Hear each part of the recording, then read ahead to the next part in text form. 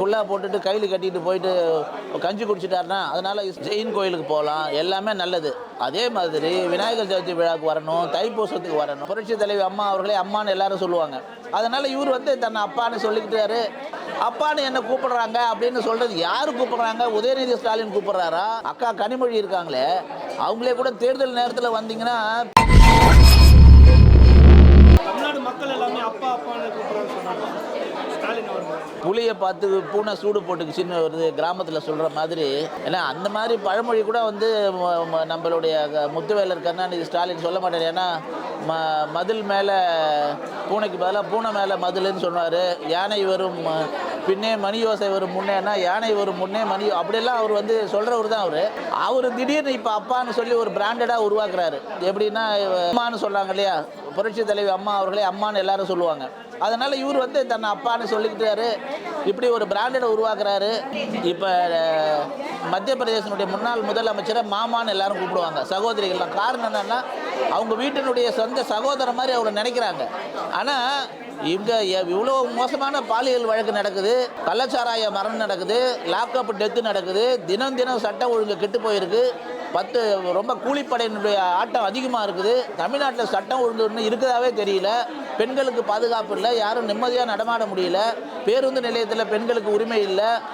யூனிவர்சிட்டிக்குள்ளார போனால் கூட பெண்களுக்கு பாதுகாப்பு இல்லை. எங்கேயுமே பாதுகாப்பு இல்லாத ஒரு மாநிலமாக வச்சுக்கிட்டு அப்பான்னு என்ன கூப்பிடுறாங்க அப்படின்னு சொல்கிறது யார் கூப்பிடுறாங்க? உதயநிதி ஸ்டாலின் கூப்பிட்றாரா அல்லது யார் கூப்பிட்றாங்க? ஒரு அப்பான்னு சொல்கிறாரு. இதில் வந்து ஒரு கட்டம் மேலே போயிட்டு பெற்றோர் ஆசிரியர்களுடைய பெற்றோர் சங்கத்துக்கு ஏபிடிஏன்னு இருக்குது, அப்பத்தான் இருக்குது. இவர் அப்பான்னு சொல்கிறாரு. அதை கூட அனைத்து பள்ளி டீச்சர்ஸ் அசோசியேஷன்லாம் சொல்கிறாரு, பேரண்ட் டீச்சர் அசோசியேஷன். இப்படியெல்லாம் சொல்லி ஒரு இல்லாத ஒரு விஷயத்தை உருவாக்குறாரு. அந்த அப்பான்னு யாருமே உதயநிதி ஸ்டாலினும் செந்தாமரை தவிர வேறு யாரும் அவர் அப்பான்னு சொல்ல முடியாது. அந்த அப்பான்னு சொல்கிற அளவுக்கான ஒரு ஆட்சியை அவர் கொடுக்கலன்றதான் உண்மை. ஈவேராவை பொறுத்த வரையில் அவர் பெண்களுக்கு எதிரான ஒரு உண்மையிலே சொல்ல போனால், ஆனால் அவரை போய் பெண்ணுக்கான காவலர் பெண்மையை போட்டினவர்னு பாரதியார் சொல்லியிருக்காருங்க. பாரதியார் சொல்கிறாரு, மடம் பெண்களுக்கு சுதந்திரம் கொடுக்கல, பெண்களுக்கு உரிமை இல்லைன்னு சொன்னால் அந்த நாடு உருப்படாது, அந்த நாடுக்கு வந்து முன்னேற்றமே கிடையாது, பெண்களை மதிக்காத ஆண்களுக்கு மரியாதை இருக்கக்கூடாதுன்னு சொல்கிறாரு. ஆணுக்கு பெண் நிகர் அப்படின்னு அவர் சொன்னார். ஆனால் இதே இன்னைக்கு பாரத பிரதமர் சொல்கிறாரு, பெண்களுக்கு இருக்கிற உரிமை ஆணையும் ஒரு ஒழுக்கமான வளர்க்க வேண்டியது ஒரு குடும்ப தலைவியுடைய வேலை, குடும்பத்தில் இருக்கவங்க பொறுப்புன்னு சொல்கிறார். ஆண் பெண் பேதம் இல்லாமல் இருக்கணும், அனைவருக்குமான உரிமை இருக்குது, சம உரிமை இருக்குன்னு பாரத பிரதமர் சொல்கிறார். இங்கே தமிழ்நாட்டில் இப்படி இருக்கு, ரொம்ப மோசமான விஷயமா இருக்கு. தமிழ்நாட்டில் பெரியார் வந்து பெண்ணை வந்து கர்ப்பப்பையே இருக்கக்கூடாது, கிராப் வெட்டிக்கோ, நீ வந்து எத்தனை புருஷன் வேணாலும் வச்சுக்கோ, கர்ப்பப்பை இருந்தால் தானே வந்து நீ வந்து உடல் உறவு பண்ணும்போது குழந்தை வரும், நீ குழந்தை பெற்றுக்கிற மிஷின் இல்லை, அப்படியெல்லாம் என்னென்னமா பேசியிருக்காரு அவர். பெண்களுக்கு மிக எதிரானவர்.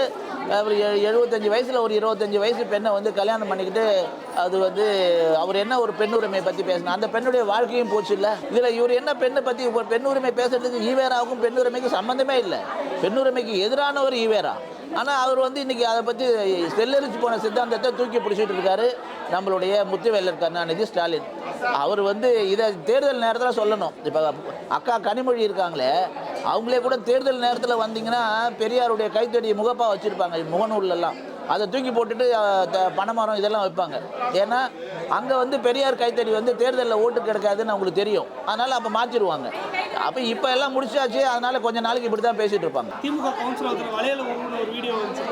திமுகவினுடைய டிஎன்ஏவில் இந்த சிறுத்தையினுடைய புள்ளியை அழிக்க முடியாது, நாய் வாழை நிமித்த முடியாது மாதிரி அந்த காலத்துலேருந்து டிஎம்கே எல்லாம் இப்படி தான். அந்த எம்ஜிஆர் நகரில் காவல்துறை அதிகாரிங்க 2 மகளிர் காவல்துறை அதிகாரிங்களை வந்து ரொம்ப துன்புறுத்தினவங்க திமுககாரங்க. அதே மாதிரி திமுகவினுடைய டிஎன்ஏவிலேயே மகளிருக்கு கொஞ்சம் கூட மரியாதை இல்லாத ஒரு விஷயம்.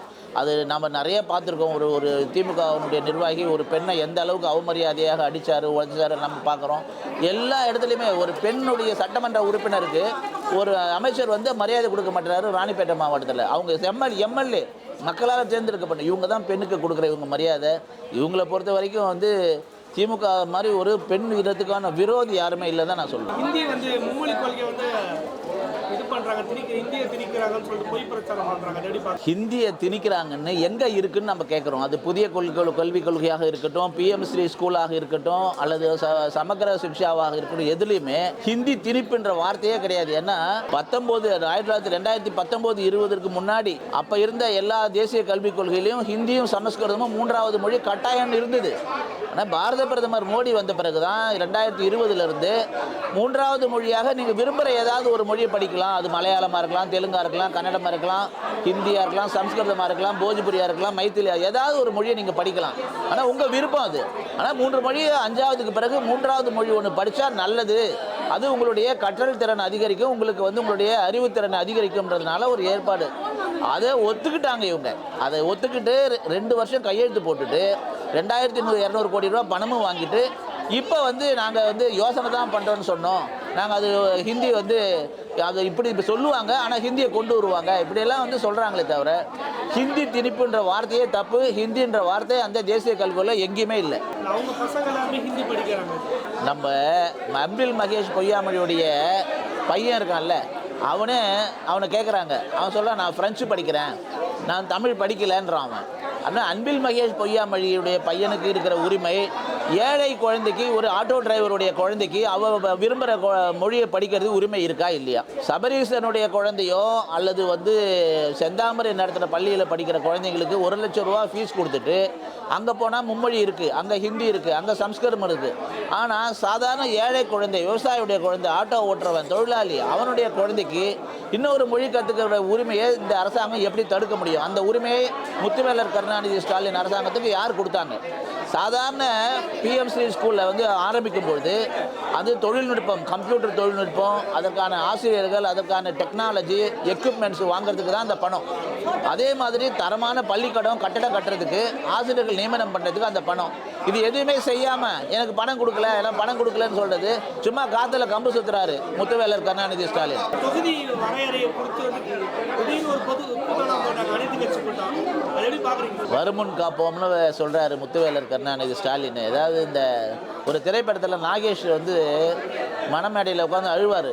அழும்போது என்னங்க அழுறீங்கன்னு கேட்டால், இந்த மணமகள் தீ வலம் வராங்க இல்லையா, இந்த ஹோமத்தில் நெருப்பு புடவையில் பிடிச்சி அது அப்படியே கணவனை பிடிச்சி அப்படியே மண்டபம்லாம் எரிஞ்சு எல்லாரும் எரிஞ்சு நிர்மூலமாக நிற்கிறாங்க, அது என் கண் முன்னாடி வருது, அப்படி நினச்சேன் அப்படின்னு சொல்லுவார்.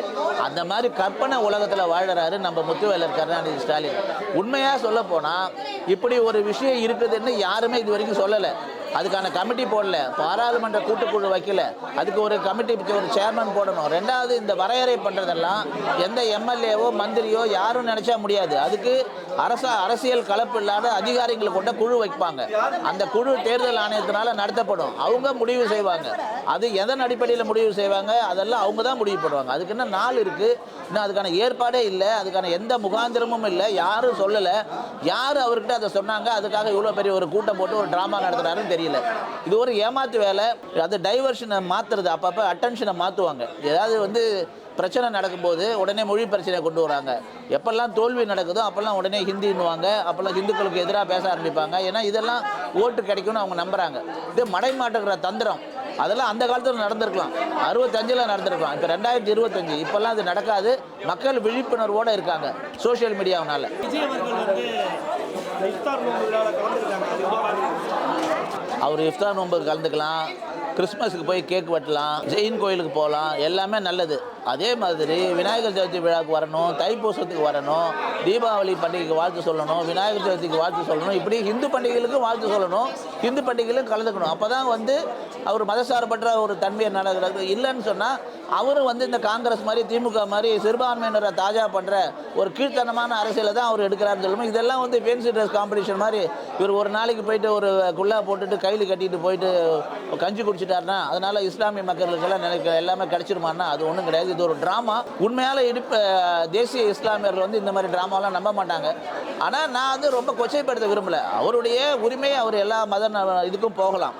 ஆனால் அதே மாதிரி அது ஹிந்துக்களுடைய பண்டிகை வந்தாலும் அதுக்கும் அவர் சமமாக நதிச்சு அதுக்கு வாழ்த்து சொல்லணும்னு நான் நினைக்கிறேன். அதுதான் சொல்கிறேன். அவங்க தைப்பூசத்துக்கு வாழ்த்து சொல்ல எதுக்குமே சொல்ல மாட்டாங்க. அது ஒரு செலக்டிவ் அம்னீஷியா. இது வந்து ஒரு நோய். இது காங்கிரஸ் கட்சி ஆரம்பித்த நோய். இது திராவிட கட்சிங்கிட்டலாம் வந்துட்டு இப்போ வந்து விஜய்க்கு வந்திருக்கு.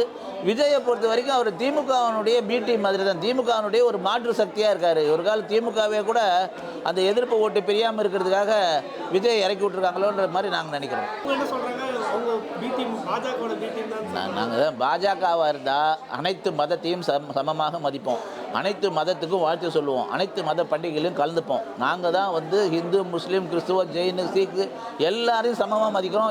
நாங்கள் வந்து எந்த வாக்கு வங்கி அரசியலும் பண்ணல. ஆனால் விஜய் அவர்கள் அப்பட்டமான வாக்கு வங்கி அரசியல் பண்ணுறாரு. கிறிஸ்மஸுக்கு வாழ்த்து சொல்கிறாரு, கையெழுத்து போடும்போது ஜோசப் விஜய்னு கையெழுத்து போடுறாரு. ஆனால் ஜோசப் விஜய்னு சொன்னால் அவருக்கு ஏன் அன்றைக்கி ஒரு தடவை கோவம் வந்தது அவருக்கு. இன்றைக்கி கூட கையெழுத்தில் ஜோசப் விஜய்னு தான் போடுறாரு. அதனால் அவர் இருக்கட்டும், அது உரிமை, அதில் வந்து தப்பே கிடையாது. ஆனால் அவர் அனைவரையும் சமமாக மதிக்கணும். குறிப்பாக பெரும்பான்மை ஹிந்து சமுதாயத்தில் ஹிந்து மக்களை அவங்களுக்கும் மரியாதை கொடுக்கணும், அவங்க பண்டிகைக்கும் வாழ்த்து தெரிவிக்கணும் நாங்கள் எதிர்பார்க்குறோம்.